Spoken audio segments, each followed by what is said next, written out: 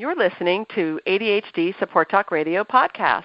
ADHD Support Talk is sponsored by ADDclasses.com. Visit www.addclasses.com to sign up for free webinars today. Well, hello and welcome back to ADHD Support Talk Radio. I'm your co-host, Lynne Edris, and as a productivity coach, I help overwhelmed professionals reduce procrastination, improve time management, and get more done with less effort so that they have more time, more energy, and even more money for what they love most.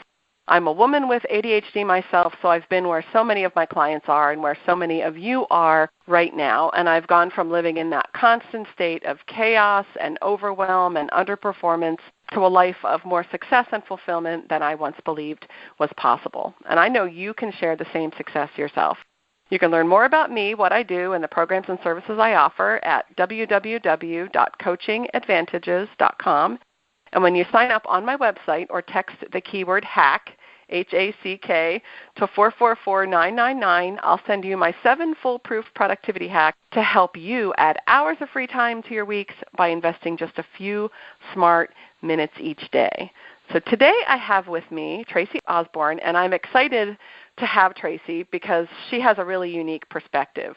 We've done her podcast before, and in a minute we're going to be talking about being empowered with ADD. And I think it's a really important message that we share with our listeners. And I'm really excited to have you on the show, Tracy. Welcome. Thank you so much for having me. I am thrilled to be here. Well, we're thrilled to have you. It's always fun to have a new guest on and new perspective and sort of a new lens to look at all of this stuff through. Tell the listeners a little bit about you, and we'll get her rolling. Oh, goodness. So I am the CEO and editor-in-chief of Daring Woman, which is a social impact organization that harnesses the power of media to help women find their voice, become empowered, and become unstoppable. That keeps me busy, along with, I have 4 girls, 2 granddaughters. I take care of my stepmom who lives with us. So, yeah, I'm a pretty busy person. I'm sure that sounds familiar to everybody listening, right? We all wear lots of hats, I always say. Yes, absolutely. Well, where do you want to start? I do believe that I have ADD. I've never been actually diagnosed. I've never gone to a doctor or anything for it. But you look at all the signs and symptoms and all of that. I have most of them. I get distracted very easy. I have trouble focusing. When I do focus, you can't get my attention, just ask my husband. The poor guy will be sitting next to me talking to me, and 5 minutes later I look over and I'm like, did you say something? That deer in the headlights face, right? Huh? I'm like, talking to me? Yeah, right. or I'll tell him something and he'll go, I told you that like 2 days ago. Oh, sorry. Oh, I feel so bad. But my 2 oldest daughters were definitely diagnosed with ADHD, so I am very familiar with how crazy it can make you. And what it looks like and how it shows up. Like. And that's, I often have people come to my coaching practice looking, for help from me with the typical ADHD things, right? Procrastination, disorganization, poor time management, weak follow-through, too much on our plates, all of that stuff. And one of the first things they'll say is, I haven't been officially diagnosed, but I've read a lot, or for a lot of us, it's my child was diagnosed, and as I was reading, I was starting to see myself in these descriptions. Can you still work with me, or can you still help me? And I always say, if it walks like a duck, it quacks like a duck. You don't always need a diagnosis to help you get the help that you need. A diagnosis can be helpful for a lot of people because it gives a name to the struggle that they've been, kind of shouldering their whole lives. But unless you're looking for medication or you're looking for some sort of accommodations or something, it's not necessary. And I think the statistics are something like 85% of adults with ADHD are walking around undiagnosed. So there are millions of us, right? And a lot of people that have ADHD do really well with medication. For a lot of people, that's an important part of their treatment. It's an important part of how they manage it. But it's not necessarily everybody's path, and that's okay, right? Exactly. We have an expression in coaching that says pills don't teach skills. So medication can be a really important tool, but it's one of many, many tools you need to have in your arsenal, right? So you still need to learn to do things differently. You still need to learn, why you struggle, how you work best, what you need to have in place, and you need to know how to use those tools. Medication can you focus efficiently, to learn to do things differently. But, again, it's a really personal path, right? Some people are strongly opposed to it. People like me don't really blink an eye one way or another. It's a matter of choice, and it's a matter of knowing what helps you. And for some of us, I'm not a doctor, I'm not a pharmacist, I don't play one on TV, but the stimulant medications I take for ADHD, I only take when I need them. I don't need them every day. I need them when I have wide spanses of sort of structured time and stuff to do. When I'm doing things that are hard for me. Tax prep isn't rocket science, but it's painful, the stuff I call the yucky stuff for me. So this time of year, I'm getting my tax prep stuff ready when I can. I definitely benefit from medication at those times. But that's, that's something I worked out with my doctor. That's something I had to learn how to do for myself. So what helps you the most? So for me, the first thing was to admit and accept where my weaknesses were. And that was the hard part. For 10 years I worked as a virtual assistant. I had a very, very lucrative and busy business doing that. And with being a virtual assistant comes a lot of multitasking and a lot of different task work and projects and so forth. And serious organizational demands, which I am not organized by nature. I have to work at it. Work very hard at it. One of the first things that I had to realize was I cannot rely on my memory. My memory is terrible. I don't remember, probably 90% of my childhood through my 20s. It is just that bad. So I have to make sure that I write things down. And so I have, notepads. I have on my phone, I have a task list that goes right into my my Gmail account. So when those things pop up in my head, I just quickly jot them into my phone, or I'll send myself an email or something, because I have to get it out of my head and written down, or else I won't remember it. It won't happen. So that was one of the things that I had to really realize that I needed to do.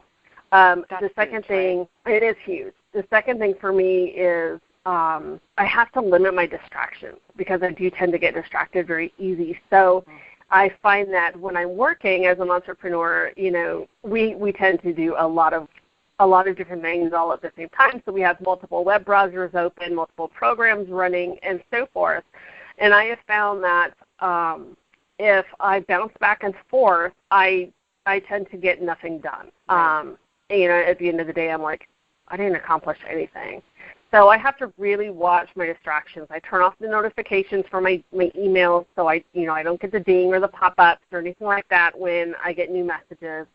I don't have notifications popping up for my social media or anything like that on my phone or on my computer, because I will get lost in that. Right. And I have to limit the number of web browsers that I keep open at a time so that I can stay focused.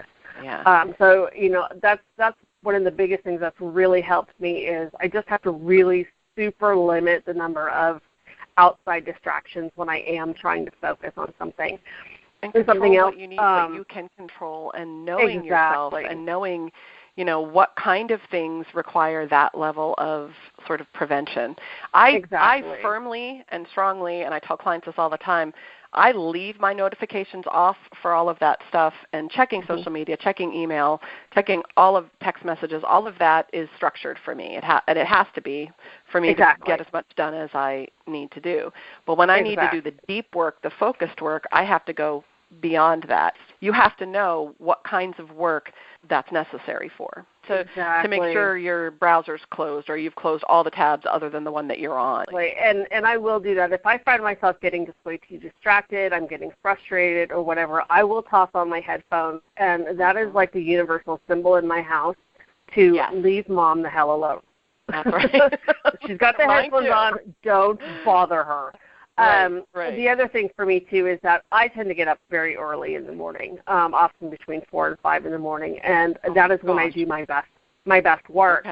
And so the stuff that's really heavy and really needs my undivided attention, that's generally the time frame I will do it before anybody else gets up. That's interesting. That is my most productive time, is between whatever time I wake up, and 7 o'clock in the morning when I start getting kids up for school.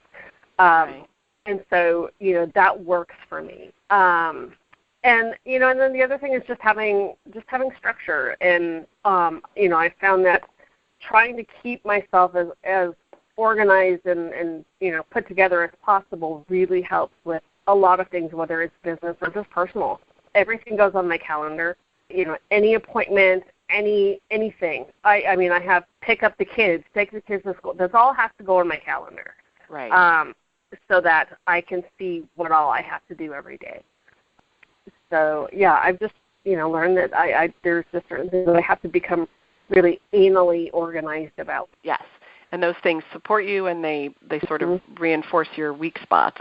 And that's, it's, going back, hate to be a broken record, but I am some days. It goes back to that acceptance that you mentioned in the beginning, like accepting, knowing where your weak spots are. And not just, I always call it like it's got to be a deeper level. There's one thing to know and to accept, and it's another thing to really internalize it, like to just know it so deep down that it's like it's part of who you are, and it's not negotiable. I know that I cannot rely on my memory to manage my life, but I know that enough about myself that I wouldn't dare make a commitment without putting it in my calendar, without making sure that there are appropriate, cues or prompts or reminders or whatever it is that I need. I mean, I see that a lot with new clients, and actually it's kind of funny. My last client this morning, we had we were talking about this very subject. It's that deeper level of acceptance that you need certain tools, that certain tools are absolutely positively essential to your functioning, and that when you don't rely on those tools, when you can't trust them, when you don't rely on them, that's when stuff hits the fan. And we were talking about, calendar. So you've got to have really solid habits in place and really solid behaviors for using the calendar. Calendar isn't going to help you at all if you aren't checking it regularly. If you don't use it. Yeah, if you aren't 100% putting every single thing in there, when it becomes like the one and only place you can confirm that things are correct and true and right and all of that, if you're not in that place, it's not going to help you. And that goes back to that acceptance piece. That's huge. Yeah, it is huge. And it has to be number one, I think. Before you can really start taking control of your ADD, you have to accept the fact that, okay, I have this. I have challenges. I don't do things the same way as other people, and that's okay. It has to be okay. I spent so much time trying to be something that I wasn't. In the beginning of my virtual assistant business, I lost a lot of time. I lost a lot of money trying to do things, rely on my memory and not use a project management system and that kind of thing. And it cost me dearly until finally one day I was like, okay, I have to accept this and admit defeat and know that I can't do it this way. There has to be a different way. Yeah. And so, once I made that switch in my mind, then things, became a lot better. Yeah. There's people out there who are just naturally incredibly organized, disgustingly organized. And I look at these people and I'm like, how do you do it? So I know that I'm not that person, so I surround myself with those people. So when I bring on team members, I bring on team members who are those disgustingly organized people because they help keep me organized. Right. So they're strong in the areas where you're not. And exactly. And they don't need to be strong in the areas that you are, right? You're really good at what you're really good at. And every single one of us has those things. So accepting that you have challenges, accepting that you process differently, accepting that you have sort of weak spots in your executive functions and your memory and all of that, it doesn't have to be like, a negative thing. It just sort of is what it is. Everybody's got their weak spots, and everybody's got their gifts and their talents and their things that are strengths. And every single one of us has things that they're really good at. You're really good at what you do. You're really good at what you do. You don't need to be a really good filer or a really good scheduler. When you've got people around you that can help you with those things, yes, it makes life easier when you are, but if that's the thing that's holding you back, there are ways around that. Absolutely. Yes, delegation is definitely key in business huge. And even in personal life. there's things in personal life that people aren't good at, and that's fine. Find somebody else who is. Just say, I'm not Martha Stewart by any stretch of the imagination. No. My house will never look like it belongs on the cover of a magazine, and I'm okay with that. Right. It's clean, it's organized, but it's I have kids, I have dogs. You're never going to be able to eat off my floors, and that's okay. Right. Lived in. Right. And that's something else that it's just another thing that you have to accept.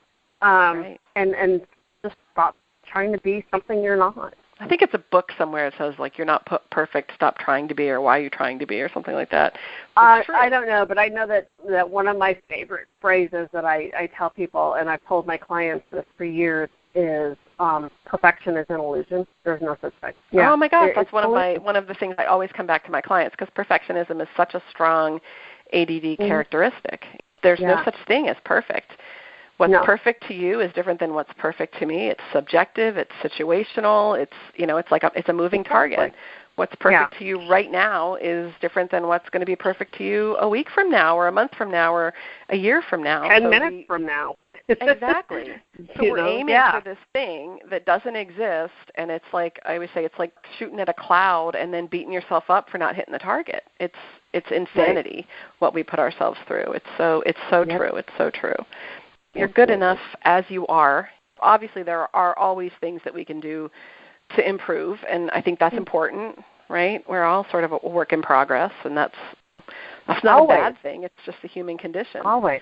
But appreciating the things that you're good at. The most enlightened and empowered people out there on the planet are that way because they are constantly working to improve themselves. Mm-hmm. They know that there is no end point. Growth is constant. How do you define being empowered? I think for me, being empowered really means owning who I am and accepting myself, flaws and all. And I have days where I am all over it, and then I have days where I'm not, and that's okay. That's just part of being a human. Right. So for me, that's really the number one thing to becoming empowered is knowing and owning who you are and being willing to accept the things that aren't perfect within yourself. And change what you can, or change what you don't like, or what you want to change. I think that's wonderful, and I think that's very true, and I think it's universal for everybody, not just those of us with ADD. It's about accepting who you are, appreciating, loving yourself, warts and all, including your strengths, including your challenges, including those weak spots that need bolstered a little bit. But if you focus too much on just your challenges, then it's impossible to let those strengths that you have, those gifts that you have, those talents that you have, come to the forefront. And I always think that's sad, right? It's sad not to be able to use the gifts that you were put on this earth to share. Yeah, and just remember that what you perceive as your strengths are somebody else's weaknesses. Absolutely. Nobody's perfect. Absolutely. I love it. For me, it's just go out there, do you. Don't worry about what everybody else thinks, which I know is hard, but what everybody else thinks is not your business. Just be you. I love it. That doesn't mean there isn't room for improvement, but there's a lot of good stuff in there that we forget about, and we tend not to pay attention to the things that we're good at because everybody else makes the stuff that we're not so good at look so stinking easy. So I love it. Well, thanks so much. It's always fun to have a fresh perspective, and I think these are good things for our listeners to hear, and it's a good thing to be reminded of every now and then, right? You be you. You accept accept who you are. You are enough. That's right. Well, that's awesome. Well, tell our listeners again how they can find out more about you, give out your information.